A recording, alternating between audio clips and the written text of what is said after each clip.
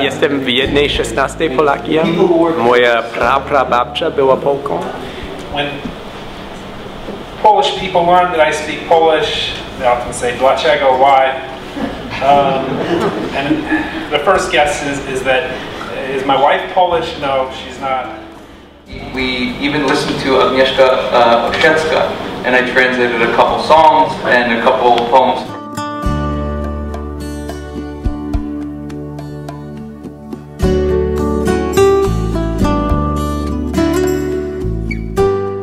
W 1991 roku ja studiowałem w Wiedniu i byliśmy też w Czechosłowacji, w Węgrzech i w Polsce.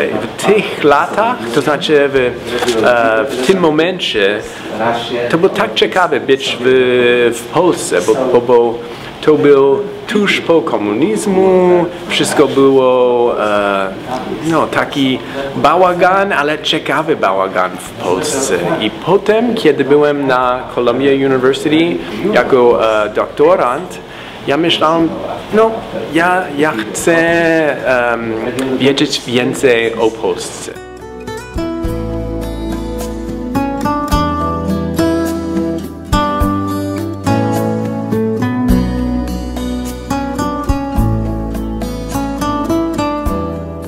Most of the students I have met are not Polish, have no Polish origins, and they came to study Polish history, culture, literature, simply because it was something new, something unknown, and something very unfamiliar. And we studied a lot of Polish literature in that class, and some of it was literature that had been translated. We read Moscow, stuff that had been published, and at that point my translation still wasn't published, so we read fragments of my translation that was still being worked on. We read Edward Stachura, Andrzej Bursa, and the students loved this stuff.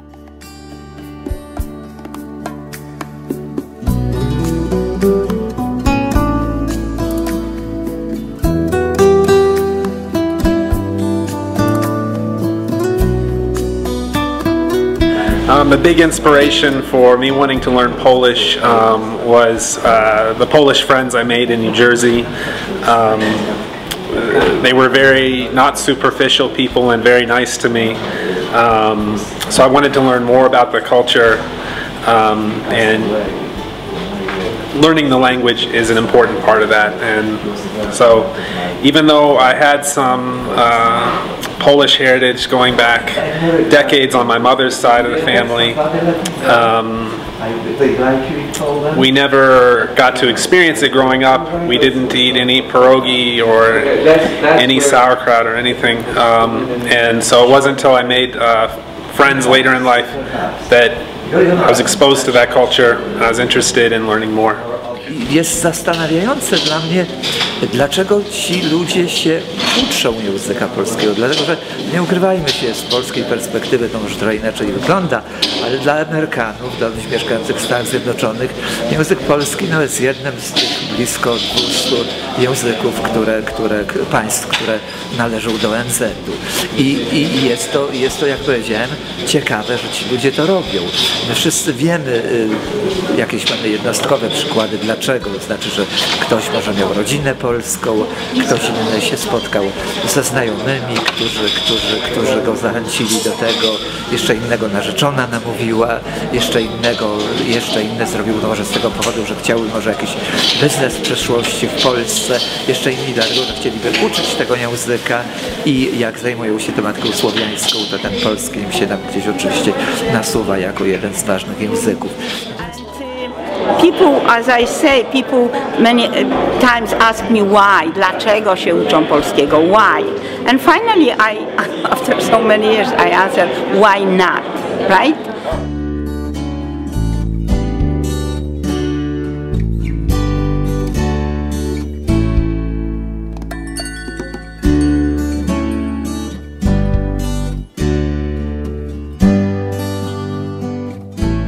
Knowledge of Polish culture, of Polish language, of Polish history, of Polish literature has been useful for a lot of students in my experience.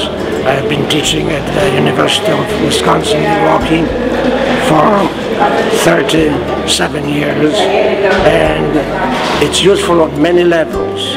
It's useful, first of all, in the local community.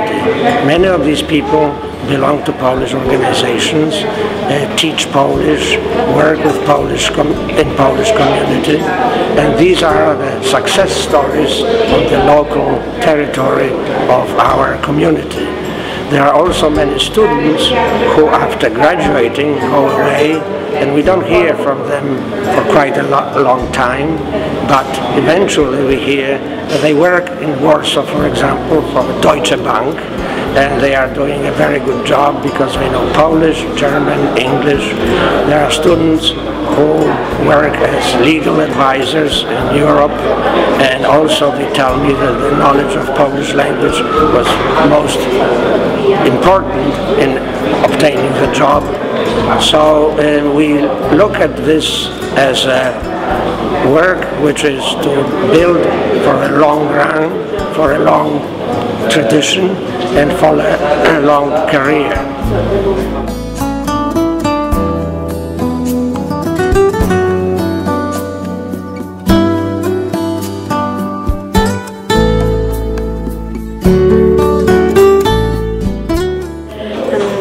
People like to study interesting topics, and I think not Polish history or Polish culture because it's a Polish culture, but because it represents people, themes, events, experiences that no other culture can replicate.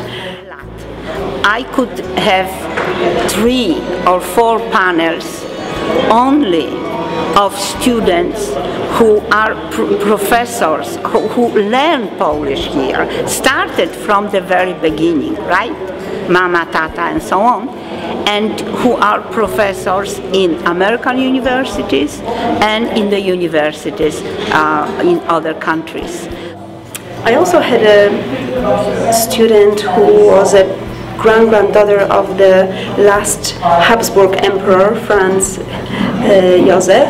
She was my student for half a year, and she said, well, this is an amazing opportunity to start to see what happened in the lands that are now Poland, but that used to be a Habsburg Empire, an empire that my family ruled.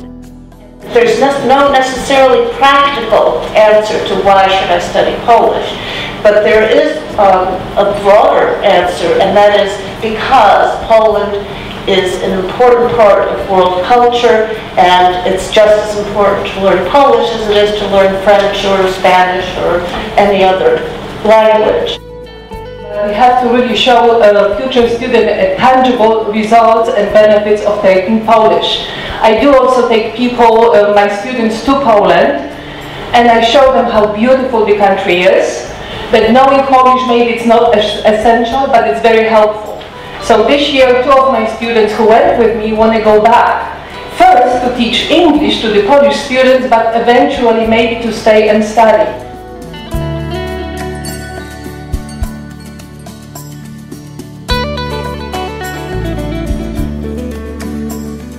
Language is a key to literature, key to history, key to understanding progress, any sort of progress. We not only request and provide translation of official documents, we translate from one culture to another. We want Polish, not just Polish language, but also Polish history, culture and customs as well, to be understood here in America. In Professor Freilig's words, student polonistyki, ambasador polskości.